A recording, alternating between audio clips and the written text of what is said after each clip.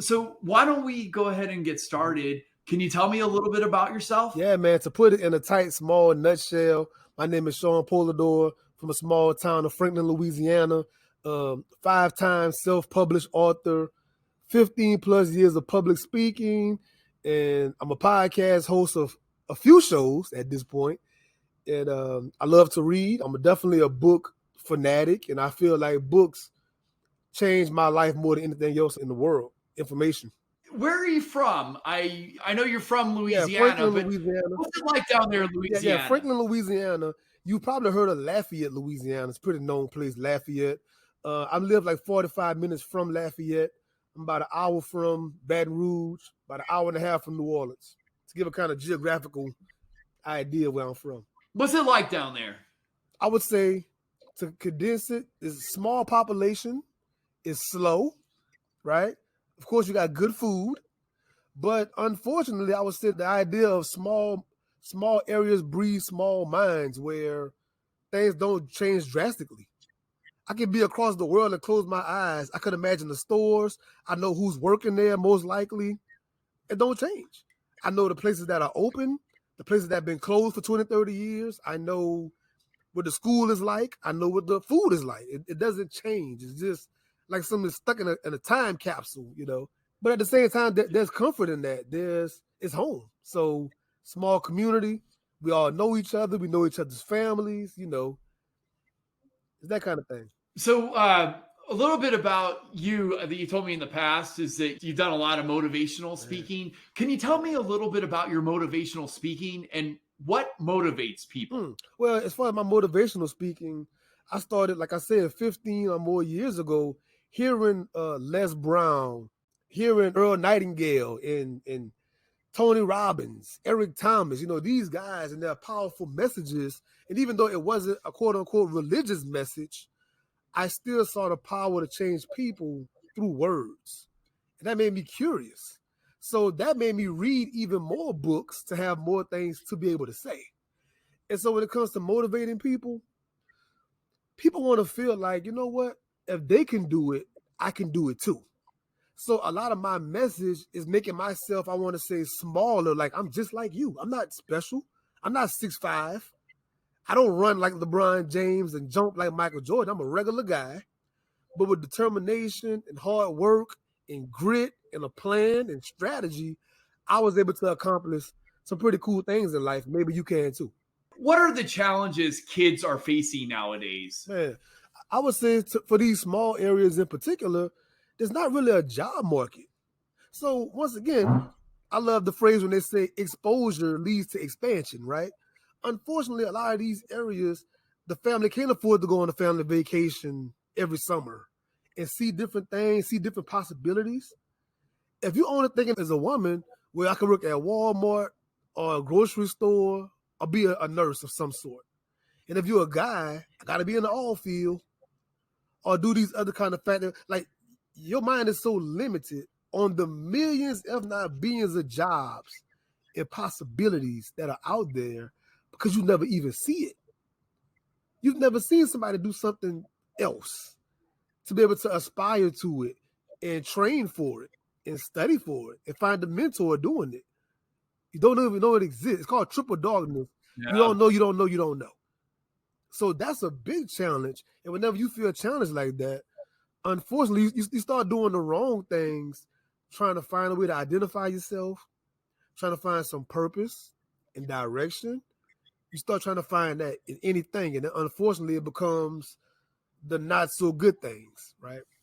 How do you motivate kids to go in the right direction? I mean, once again, I try to always talk about, even if you lack money, we have so much technology now. Even if I can't afford to go to France, I can go and look up France online. I can go and look at the scenery. I can look at the foods and the places and the people and the possibilities. I try to teach them how to expand their horizons beyond what's in their physical locale via all this technology. You know, saving up a little bit you can and travel even a couple towns over. Some folks have never left their actual, like, their city limits. Like, besides a hurricane evacuation, there is no vacation, right? So, That's right. like, go and see how they live, because it is drastically different New Orleans from Baton Rouge is different. To Shreveport, Alexandria is different than where I'm from, even though it's still Louisiana. So just as a kid to go and see, wow, this is Grambling State University. Wow, this is Dillard University. And go on to college campus and walk around, see the student union. That's free. To go on the college campus is free. You don't have to pay admission to go on the college campus.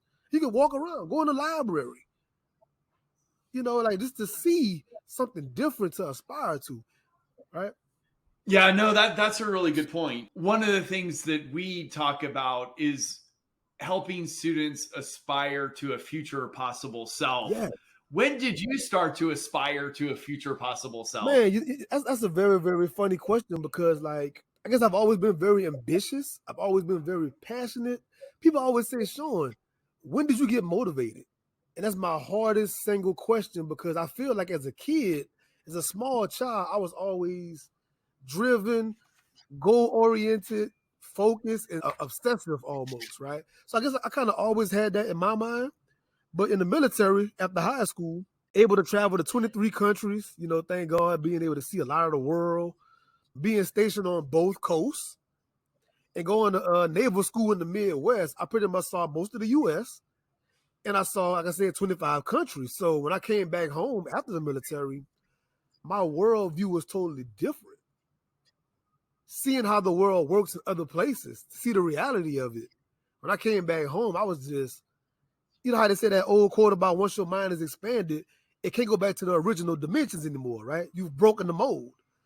That just set me on fire when I came back home after the military. Like, I'm going to take on the world because I know I've seen it. Would you recommend the military as a career pathway for young people today? One of the things we talk about in Indiana is enrollment, enlistment, or employment after high school. Would you recommend the military, that enlistment option for students? I am definitely going to. Young people today? I'm definitely going to answer your question, but I would never. You sparked my mind. I would never forget.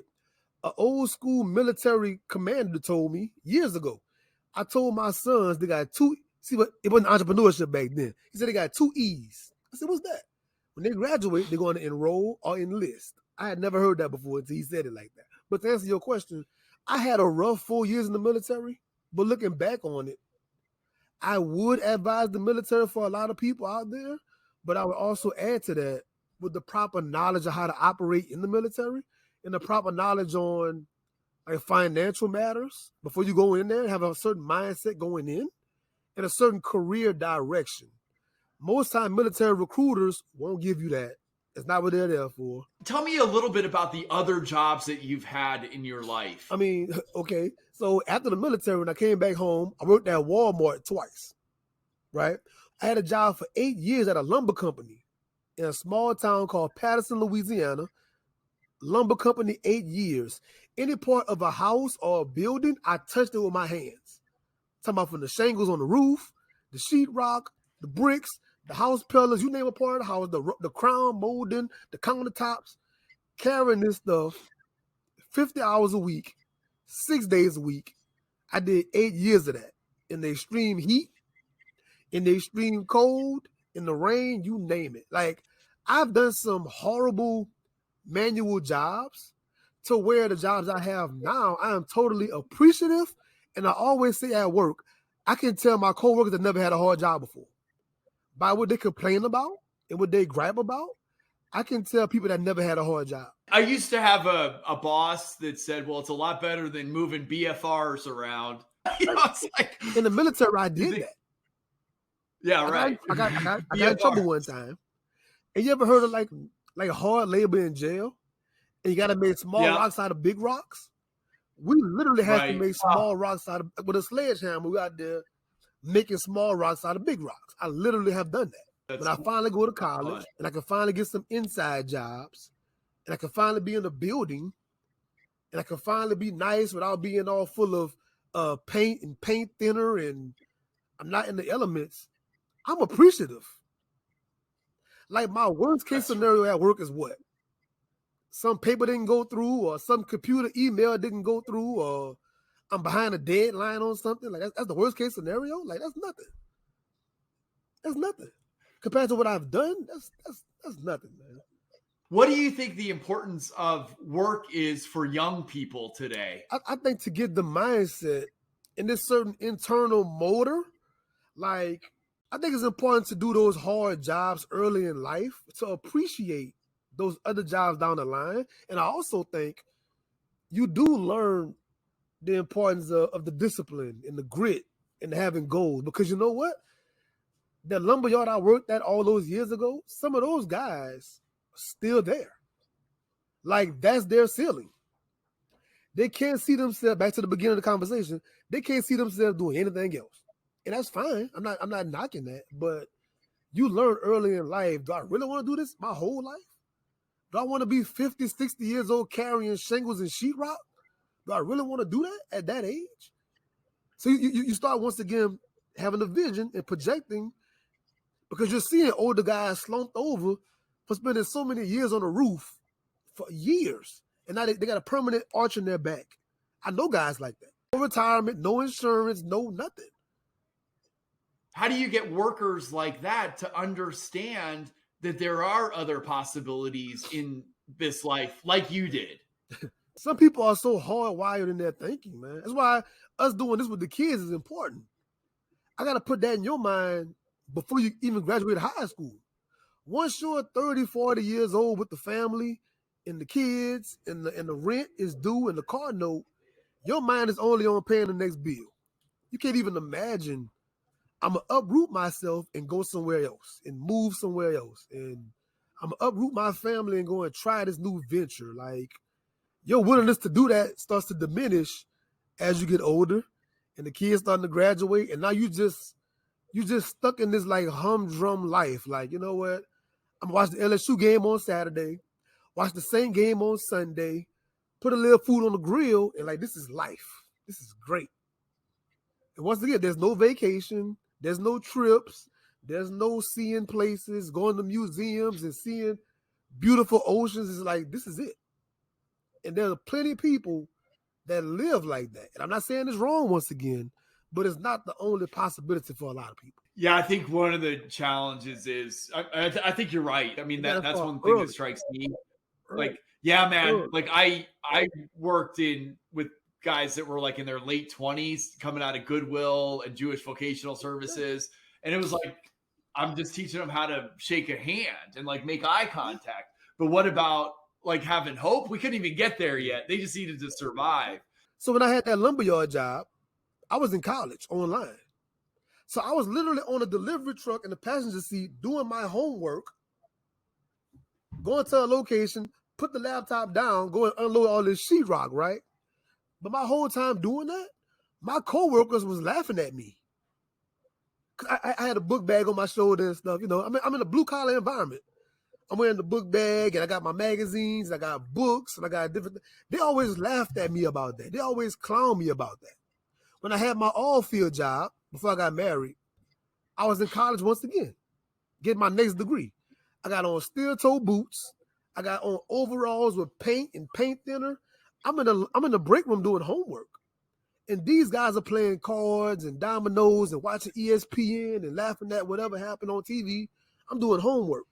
And these guys are pointing at me. They're laughing at me. It's all this ridicule. It took a lot of internal grit to withstand that and overcome that. And then when I graduate college and I'm doing these other things, these guys always come back and they email me or they inbox me like, man, I knew you was different. I knew you can do it. I knew this and that. But look, I was the alien to them. They didn't see the possibility in themselves. They thought, man, look at this guy. Look at this guy reading books, man. Who think he is? Look at this guy over there writing. What was he writing? What was that about? It was all this backlash and ridicule of being different. And kids got to realize early in life, it's okay to be different. It's okay not to be with the in crowd. It's okay not to be liked. Right? I'm sure Warren Buffett and Elon Musk and Steve Jobs, you can name all these billionaire guys. I'm sure they were different amongst their class. So we've talked about human skills, and you mentioned them, things like grit, determination, right? Persistence, embracing learning. How do we teach and help others learn these skills and start practicing them to their benefit? Okay. As far as practicing grit and practicing will and things like that, I always reference sports a lot. I love using sport analogies a lot. In a lot of my speeches, I'm talking about sports because I think that sports are the ultimate parallel to life. And I think to answer that question, back to being young kids, I always try to encourage parents, man, put your kids in sports early. A lot of those lessons for me came via sports. Like it came from the hard practices. It came from me wanting something so bad. And sometimes in life, you can't get what you want real bad. Sometimes you don't make the team. You do get cut from the team. You don't get the playing time you want. You don't get those accolades and get your name in the paper and all that. You get through all those adversities in something like sports. So now when I go on a job, I want a job real bad, and I do the application, I do the resume, I go to the interview and do my best foot forward, and I still don't get the job. Well, guess what? I've experienced that emotion before not making the ball club, right? So now it's not as drastic if I don't get what I really want. I've experienced adversity. I've experienced losing a big game. I've experienced missing a shot in front of a big old building of people and being able to live through it. And some people are real depressed right now and anxiety, suicide at an all-time high. And I think a lot of people haven't experienced those hard times in other parts of life. So whenever you're 30-something years old, you finally get that emotion of, I tried so hard and didn't get it. I don't know what to do with myself with this emotion. I've never felt that before. But through sports and through other parts of life, you experience that adversity, that hurt, that pain, the victory, the camaraderie. I mean, whatever it might be, you experience that early in life. You're able to apply it to other parts of your life. That's why I think it's so important for parents to get their kids in there early. Start letting your kids fail. Let them fail early. Let them fail. Let them not make the team. Let them miss the shot. Let them be nervous. It's only a game at that level. But in their 20s and 30s, it's the game of life. That's different. One of the things I was interested in, you talk about skills. When did you start to become aware of them as skills and not just things that you do naturally? I would think in my early 20s. In my early 20s, back to it's going full circle back to the motivational speaking and things like that. In my early 20s is when I first started listening to all of these motivational audio clips. And whenever podcasting first came out, I'm playing all these podcasts. I'm starting to read these self-help books and inspirational books. Then it started becoming like, let's fine-tune and drill down on some skills. Productivity, discipline, organization, having goals. How do you actually accomplish a goal? How do you actually have a path to get there? Like all those things in my early 20s, that started happening where it's on purpose. I'm buying a book on purpose. I'm playing an audio clip on purpose. That's one of the things that we talk about too. We talk about intentionality, like doing things with a goal in mind, or hey, I'm making decisions in order to get me to a certain place. At that level, and I was doing all that hard work in the cold temperature, I was playing in my headphones Will Smith audio clips all the time, talking about determination and grit once again. He said, if I'm on a treadmill and you on a treadmill, it's two things gonna happen. Either I'm gonna last longer than you or I'm gonna die. It's only two options. I'm going to die trying to win. I'm going to die trying to outdo you. I'm going to be obsessed about it. I'm going to be so serious and disciplined about it. And that kind of mindset started turning my wheels like, you know what? I'm going to do something different with my life. I'm going to do something different. I'm going to do a different path. That's how that started. Now I'm going to switch gears a little bit. So what do you think it means to be human in this dawn of the age of artificial intelligence and automation, constant disruption? What does it mean to be a human nowadays? That's a beautiful question. I love how you posed it. I think about it all the time about we have all this technology right now, right? All this social stuff, but we seem to be the most least social people. So I love to people watch. One of my hobbies is people watching. I love being in the airport and just watching strangers interact. I love going to a social gathering and watch how people interact. And people are so in their devices, they're not making eye contact. They're not starting little small tabletop conversations. They're not doing this right. People sometimes feel like, I hate this question. If I invite you to a party and you ask me, well, who's going to be there? I never understood that question. Why does it matter who's going to be there? You're going to find out when you get there.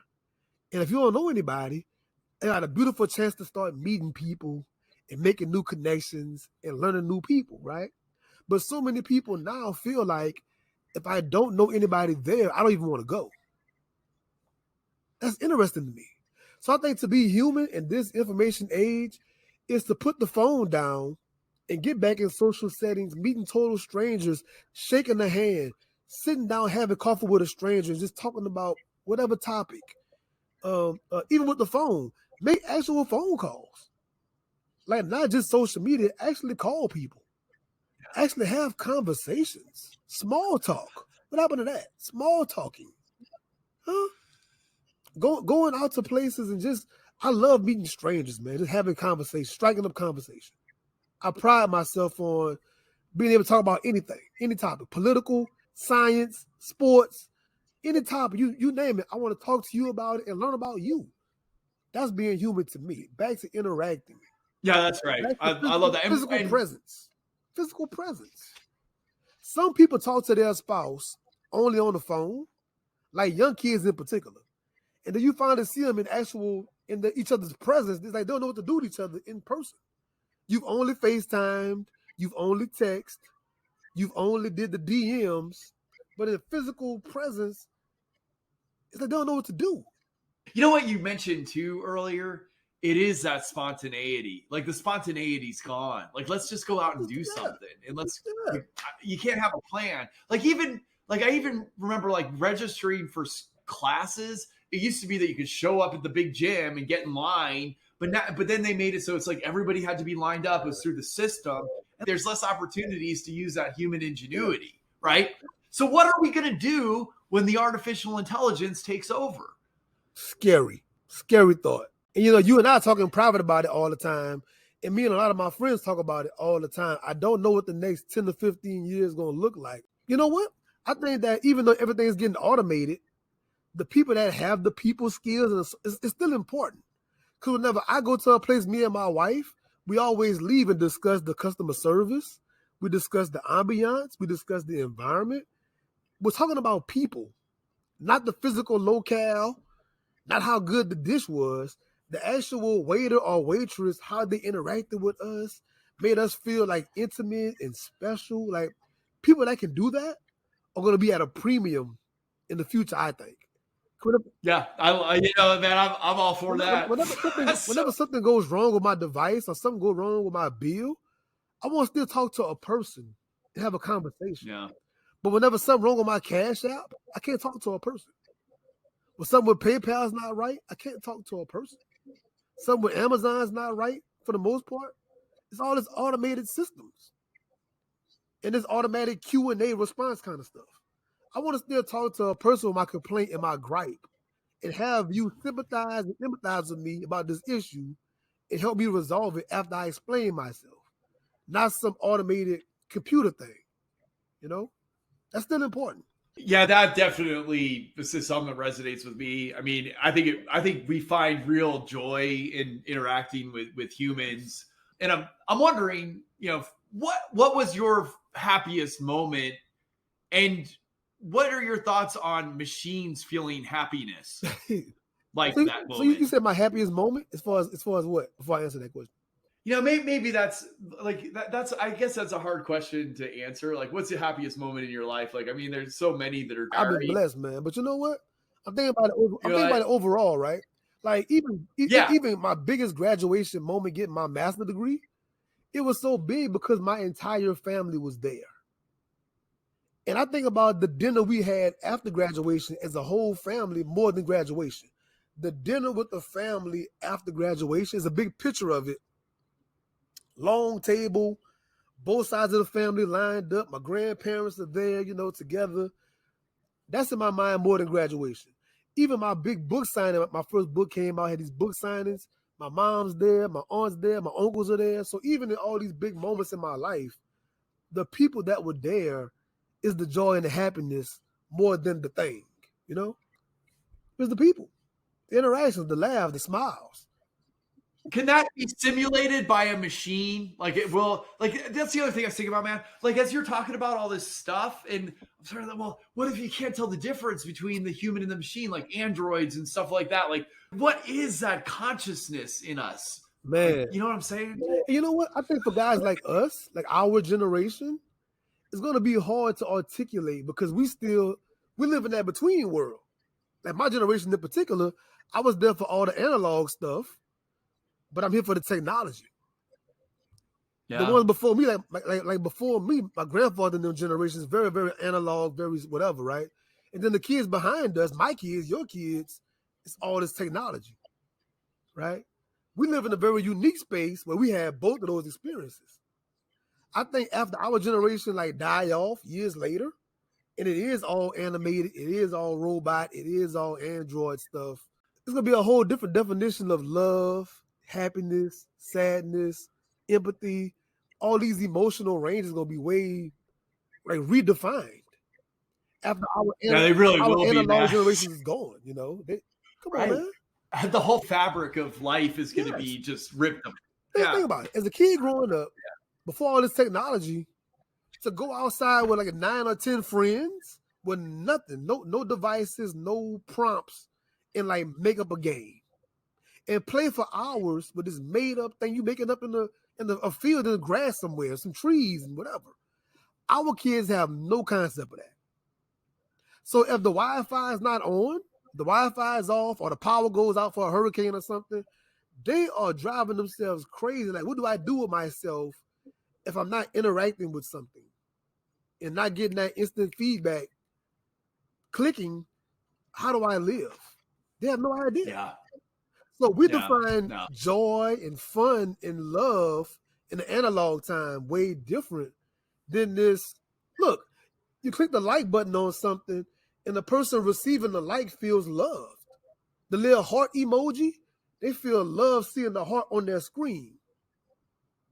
Now, me writing my girlfriend a letter in high school and giving her an actual letter at lunch break and she reading it and seeing me draw a heart with my hand, that's different. Then clicking a little heart button and you say, oh, Sean loved my post. Sean must love me. He's loved 5 different pictures of mine. He must love me so much. That's how they see it. So whenever a person puts a nasty comment on your post, you feel personally attacked. You feel hurt from a post, from a stranger online. You see how that turned on his head in his technology? Yeah, that's right. Yeah. And you want what are the definitions of that? And what's personal? What's impersonal? see, What's close to you? What's far away? back There's not even that concept of geography anymore. to analog in my childhood. If I had a problem with you at school, I got to see you at school. I got to ride the bus. I got to ride the bus with you together. I got to see you at lunch. I got to see you on the playground. I got to constantly see you if I got a problem with you. In this technology time, I could be online just talking whatever, trying to talk online. I don't have to physically see you. And that changed a lot. I'm not here advocating violence for those that's listening, but I'm saying it changes a lot. If I got to physically see you, I got to consider, do I really want to fight Chris? That could hurt. That could be dangerous. So even if I don't like Chris, I might change my words and my actions around Chris not to get in the fight with Chris. That changes things. But if I never have to see Chris across the country, I can say whatever I want to Chris. What you gonna do about it? What are you gonna physically do about me saying something? You can't do nothing. And that changes how we interact. It changes our communication style, right? Yeah, we can be as mean or nasty as we want to be because there's not any consequence, right? Except the psychological. I mean, yeah, there's that, right? So and that's it's a whole different level, and people don't know how to just let it go, especially the younger generations. Right. Rapid fire question: how do you encourage kids to read? I encourage kids to read by way of finding out what they're interested in first, and then trying to find books that line up with that. If your child is crazy about Drew Brees, the football player, well, let's find some Drew Brees books. Let's find some Drew Brees, other kind of little pamphlets and tracks and interactive things to get them going in that path. And then once they get on that path, they can branch off into more, I would say, serious topics, right? So rapid fire, what's the most interesting thing to you right now at this moment in time? Wow, that's a hard question. Well, I would say militaristic thrillers, right? So like TV shows and books about like the Navy SEALs or CIA or armed forces kind of things. I find that very fascinating how these people are able to take the military and the government and make it fascinating and cool and interesting, and they're weaving in real things with the fiction. I find that fascinating. I love like historical fiction, and then I love the thrillers too. Jack Another Ryan, thing that we got Jack Ryan, Jack Reacher, the SEAL yeah, team. Jack Reacher, like that guy's awesome. Yes. So, except they can't have Tom Cruise playing him because Tom Cruise is too short. Quick, rapid fire. What are human skills to you? Human skills are the ability to have situational awareness, the ability to have social skills, people skills, being able to what they call in the old days read the room. How do I change myself according to who I'm around appropriately? Can I have empathy? Can I put myself in your shoe and sympathize with your plight? Can I do that? Those kind of things come to my mind when it comes to people skills, human skills. Right? Appreciate that. And then, what was your hardest job? Man, my hardest job, I think I'll go back to the lumberyard conversation. That's probably my hardest physical and mental job I ever had in my life, was those 8 years doing that. That was tough. That's a long time to do that job, man. Like, yeah, I mean, I think about things like summers where I was on a farm, and that was a hard job, and just or construction. But man, I didn't do it for 8 years. That takes some grit. What do you think we can do to bring people together nowadays? We're here. We got all this bifurcation. We got people here on the left, people here on the right. We got people looking at differences. We got people not noticing maybe 90% of us is the same. Why are we focused on the differences, things that make us different? Like, what do you think we need to do today to bring people together? Man, love that question. And like you said earlier, we got to find some common causes that we're all in the same boat on, right? I think the pandemic is real good for that particular part of it, where it's like during the pandemic, I don't care if you're on the left or you're on the right. I don't care about your religion. We're all getting sick. We're all dying. What are we going to do about it as a whole, as the world, as a world pandemic? What are we going to do about it? I don't care where you are in the world. This thing is an airborne virus. It's attacking all of us. Not just one group. It's attacking all of us. What do we do about it? So I think we got to find more things to be on the same page about globally and as a nation, and focus on those more than the differences. And hopefully over time, through that, we're seeing like, you know what? We are more alike than different. Thanks a lot, Sean, for spending time here today. And do you have anything else you want to leave us with? Any final thoughts or words? Yeah, my final thought, my final word is for anybody listening. If you have children, find ways to travel, even if it's somewhere local. Get them involved in physical things. It could be dancing. It could be something easy, but I think it's a lot of transferable skill, like I said earlier, in doing those things at an early age, and just broaden their horizons, man. Broaden the possibilities.